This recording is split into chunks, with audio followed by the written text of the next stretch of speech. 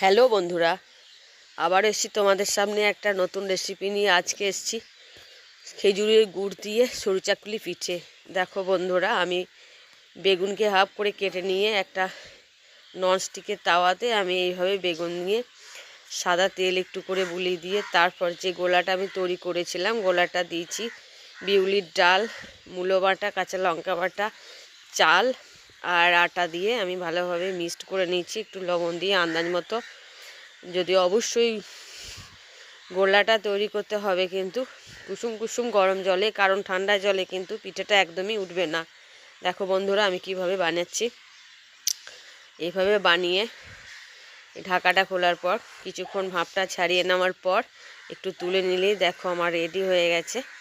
আমার ভীষণ ঠান্ডা লেগেছে তাই বেশি কিছু বলতে পারছি না। দেখো বন্ধুরা কত সুন্দর হয়েছে, দেখে বুঝতেই পারছো কত সুন্দর হয়েছে। একটা লোভনীয়, এটা রুটি, চালের রুটি বলতে পারো। ভালো থেকো।